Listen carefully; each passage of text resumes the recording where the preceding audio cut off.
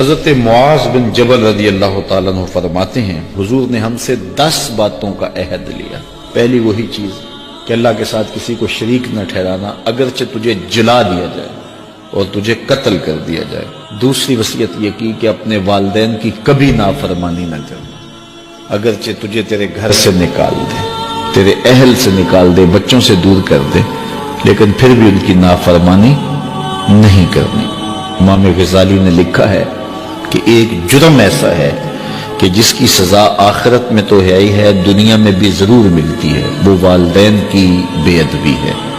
اور ایک نیکی ایسی ہے جس کی جزا آخرت میں تو ہے ہی ہے، دنیا میں بھی ضرور اس کا صلہ ملتا ہے، اور وہ والدین کا ادب ہے۔ اس شخص پہ نشان لگا لیں جو والدین کا بے ادب ہے، آپ اس کو ذلیل و رسوا ہوتا ضرور دیکھیں گے، اور اس شخص پہ بھی نشان لگا لیں جو والدین کا مؤدب ہے، فرما بردار ہے، اس کی پگڑی کا کلس کبھی نیچا ہوتا نہیں دیکھیں گے آپ۔ تو والدین کے ساتھ اس نے سلوک کرنے کی تلقین کی گئی۔ حضور نے تیسری وصیت یہ کی کہ فرض نماز جان بوجھ کے ترک نہ کرنا، جس نے جان بوجھ کے فرض نماز ترک کی اللہ اس سے اپنا ذمہ اٹھا لیتا ہے۔ اللہ کا ایک ذمہ ہوتا ہے جو بندوں کا اس نے لیا ہوتا ہے اپنے محض کرم سے، تو پھر وہ ذمہ اٹھا لیتا ہے۔ پھر وہ دیکھیے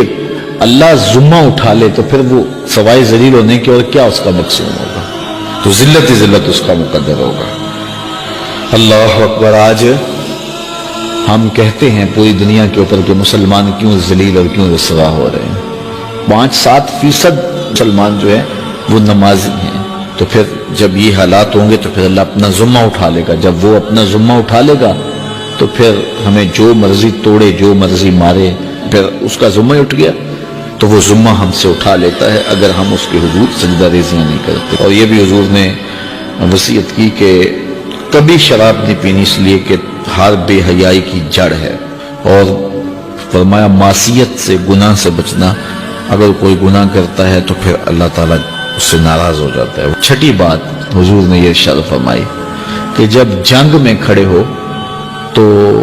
پھر پیٹھ دکھا کے بھاگنا نہیں ہے، اگرچہ لوگ کٹ کٹ کے گر رہے ہیں تو میں صلی اللہ العافیہ، اللہ سے عافیت مانگو، یعنی اللہ سے مانگو عافیت، بیماری نہ مانگو، آزمائش نہ مانگو، مشکل نہ مانگو، لڑائی نہ مانگو، جنگ نہ مانگو،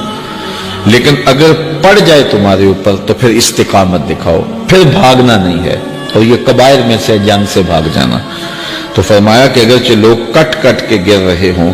تو جنگ سے بھاگنا نہیں ہے، اور یہ بھی وصیت لی کہ کسی جگہ پہ کوئی بیماری آ جائے اور لوگ موت کا شکار ہو جائیں تو پھر ثابت قدم رہنا ہے، وہاں کو چھوڑ کے بھاگنا نہیں ہے۔ اور 8ویں وصیت حضور نے یہ لی کہ اپنے اہل و عیال پر، اپنے بچوں پر، اپنی بیوی پر اپنی استطاعت کے مطابق کھل کے خرچ کرو، بخل نہ کرو، ان سے ان کی ضروریات کو صحیح پورا کرو۔ اور 9ویں حضور نے یہ وصیت کی کوڑا لٹکا کے رکھو، ان کو ادب سکھانے کے لیے، دین سکھانے کے لیے، اور ان کو اچھائیوں کا خوگر بنانے کے لیے، برائیوں سے بچانے کے لیے باپ گھر کے اندر جو ہے وہ کوڑا لٹکا کے رکھے، چھڑی لٹکا کے رکھے۔ یعنی مطلب کیا کہ اولاد کو پتہ ہو کہ اگر ہم نے نافرمانی کی اور اللہ کے حکموں کو توڑا، ہم نماز نہ پڑھی، تو پھر یہ ہمارے اوپر ڈنڈا برسے گا بھی۔ تو ان کو جو ہے وہ اس طرح ان کے اوپر جو ہے یہ پریشر رکھو۔ اور 10ویں وصیت یہ کی کہ ان کے سینے میں اللہ کا خوف، اللہ کی خشیت پیدا ہونی چاہیے۔ جس سینے میں اللہ کی خشیت ہوتی ہے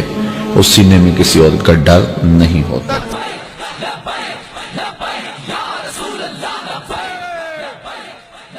تک